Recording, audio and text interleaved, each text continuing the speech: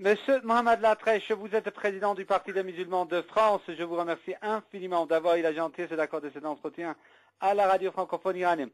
Monsieur le Président, comment analysez-vous les résultats des élections régionales en France, s'il vous plaît? Je voudrais dire pauvre France et pauvre démocratie. Ceux qui ont été rejetés hier sont en train de remonter aujourd'hui.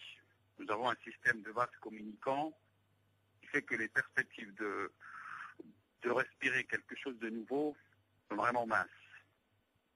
Le Parti socialiste qui a été tellement décrié et rejeté par un mécanisme, bien sûr, lorsqu'on n'est plus d'accord avec la droite, il y a la gauche, le voilà en train de ressurgir. Bien sûr, je me félicite, et je ne le cache pas, de la cuisante défaite qui a véritablement presque laminé ce parti présidentiel, ce parti qui se voulait être celui qui va projeter la France au sommet des États développés sur tous les plans, entre guillemets, sur la défense des valeurs, des libertés et que sais-je encore. Je crois que c'est une défaite d'abord pour le président Sarkozy, qui se vantait tellement d'être l'homme des réformes, l'homme du changement. Il voulait se prendre tantôt pour Napoléon, tantôt pour je ne sais quoi.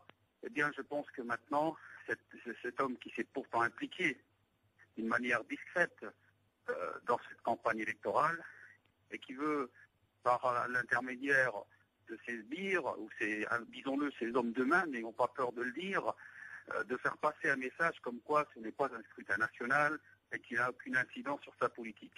Les faits sont là. Nous l'avions dit au Parti des musulmans de France que les Français regretteront d'avoir choisi, d'avoir élu Nicolas Sarkozy. Cela est un fait. Maintenant, le problème, il est le suivant. Si on n'est pas d'accord avec l'UMP de Nicolas Sarkozy, forcément nous allons avoir les requins, les crocodiles, les éléphants, appelons ça comme on veut, du Parti socialiste, avec, bien entendu, les Verts, qui ne sont au fond qu'une réserve de voix pour ce parti. Eh bien, ces gens-là, nous les rejetons. Nous avons connu leur politique. Nous, tant sur le plan intérieur que sur le plan extérieur. Ce sont des notables, pour la plupart, qui n'ont rien à voir avec les travailleurs, bien qu'ils sont en train de parler de social. C'est un clan de bourgeois qui ont compris que dans ce pays, pour justement gagner les élections, il ne faut pas forcément être une force de proposition.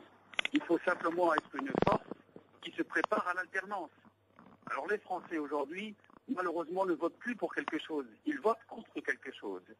Et je crois que là, sur ce plan-là, bien sûr, ceux qui forment la majorité dans ce pays, c'est bien le parti de l'abstention. Ce parti de l'abstention qui n'a aucune représentativité. Il faut savoir qu'en France, lorsqu'on vote blanc, lorsqu'on met un bulletin blanc, il n'est pas comptabilisé. Au contraire, c'est comptabilisé comme de la participation et les résultats gonflent forcément par le mécanisme tout à fait normal. Lorsqu'on ne comptabilise pas ce bulletin-là, gonfle les autres partis et leur donne des scores qui ne sont pas du tout représentatifs. Alors je crois que les Français, c'est nouveau, et c'est la première fois, dans une élection pareille, donc on boudait, justement, pas boudé, je pense pas c'est seulement boudé, on boycottait, c'est un boycott, on boycottait ces élections. Alors est-ce que nous allons nous diriger dans les prochaines années vers, je ne vais pas dire une crise de démocratie, mais vers une crise de système, c'est-à-dire qu'on va se rendre compte qu'au fond, les jeux sont faits, les partis traditionnels qui ont mis en place des lois pour que les partis émergents ne puissent même pas avoir droit de citer et même d'existence, que ce soit eux-mêmes qui vont de nouveau se répartir, se régaler de la contestation du peuple. Lorsqu'on n'est plus d'accord avec moi, c'est l'autre qui passera. Quand on n'est plus d'accord avec lui, c'est moi qui passera, et ainsi de suite. Donc je crois que c'est vraiment, aujourd'hui, nous assistons à une forme de mascarade. On reproche à des pays du tiers-monde de ne pas avoir d'élections transparentes, démocratiques. En France, nous avons des élections transparentes. Les bulletins sont comptés, mais c'est le système électoral. C'est le système électoral qui est machiavélique.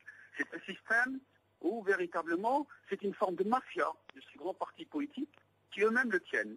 Et je crois, et ces mafias, bien sûr, sont liées à tout un réseau d'intellectuels, tout un réseau de journalistes et autres.